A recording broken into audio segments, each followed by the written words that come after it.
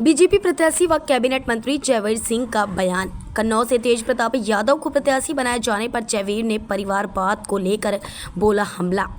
जैसे जैसे चुनाव की तारीख नजदीक आती जा रही है वैसे वैसे राजनीतिक पार्टियों द्वारा चुनाव मैदान में उतारे गए प्रत्याशी नुक्कड़ सभाओं के माध्यम से मतदाताओं को लुभाने में लगे हुए हैं और अपने हित में मतदान करने की अपील करने में जुटे हुए हैं। लोकसभा चुनाव 2024 को लेकर मैनपुरी में लगातार नुक्कड़ सभाओं का दौरा जारी है, जिसके चलते आज बीजेपी से जयवीर सिंह चौहान ग्राम मंचना पहुंचे, जहां उन्होंने समाजवादी पार्टी पर परिवारवाद का तंज करते हुए जमकर निशाना साधा। उन्होंने मीडिया से रूबरू होते हुए कहा कि हम तो बार बार कहते हैं और मेरी आशंका सही साबित हुई। इनका पीडीए परिवार डेवलपमेंट अथॉरिटी ऑफ सफाई, इसके अलावा किसी के पास कुछ नहीं।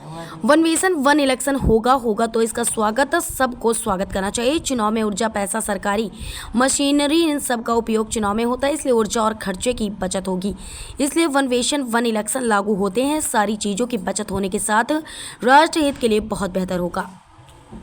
के गुलदस्तों के साथ चुनाव में है एक अलग दिलचस्पी। वहीं समाजवादी पार्टी एक ही बगीचे के फूलों के साथ मैदान में है। अभी कन्नौज में हाल ही तेज प्रताप को वहां पे मैदान पे उतार दिया। किस तरह से देखते हैं? हम तो बार बार कहते हैं, ऐसा कहते हैं और वही आशंका सही साबित हुई।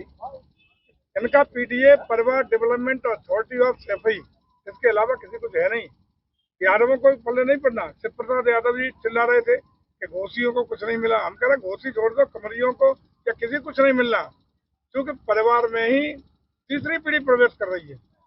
अभी हम अखबार में पढ़ रहे थे, आप भी लोगों से सुन भी रहे थे, देख भी रहे थे कि अखिलेश जी की बेटी भी प्रवेश कर चुकी है, चुनाव में शामिल हो चुकी है। इसका मतलब साफ है कि परिवार से कुछ बचना नहीं है। इसलिए न किसी यादव को कुछ पल्ले पड़ेगा, न किसी अन्य को पल्ले पड़ेगा।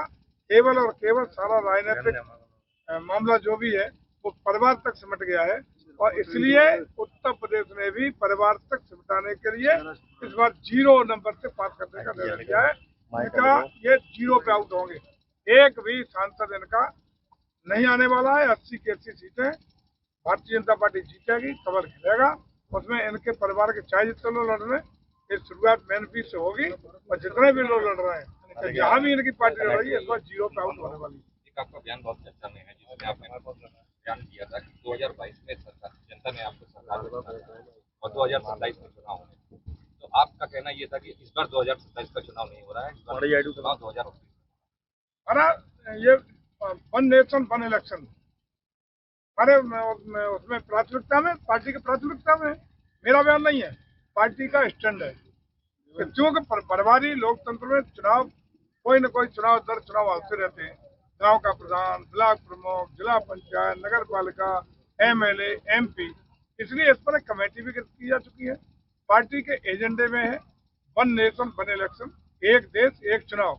उसी के आधार पर मैं बात चर्चा हमेशा करता हूँ, आज भी कर रहा हूँ। वन नेशन वन इलेक्शन होगा। तो हमलावर है आपके बयान को इस तरह से देख रहा है कि नतीजे आए नहीं है, मंत्री जी का इस तरह का बयान केवल लोगों को डराने के लिए किया जा रहा है। कोई, अरे इसमें क्या डराना है? वन नेशन वन, इसमें क्या डर है? सबको स्वागत करना। एक देश का एक चुनाव होगा तो इसका स्वागत सबको करना चाहिए, क्योंकि ऊर्जा, पैसा, बजट और सारी सरकारी मशीनरी का उपयोग इन चुनाव में ही हुआ करता है। इसलिए विकास की योजनाएं, जनहित कार्यों की योजनाएं, अन्य देश और प्रदेशों के अन्य ऊर्जा सब चुनाव में खर्च होती है। वो ऊर्जा की बचत होगी, धन की बचत होगी, और राष्ट्र हित में महत्वपूर्ण ये निर्णय है जो लागू होते ही हमारे देश के लिए काफी बड़े ही धनराशि बचेगी, मितव्ययता भी बचेगी, धन भी बचेगा, और राष्ट्र हित में बहुत महत्वपूर्ण है। ठीक, खबर सिर्फ सच की।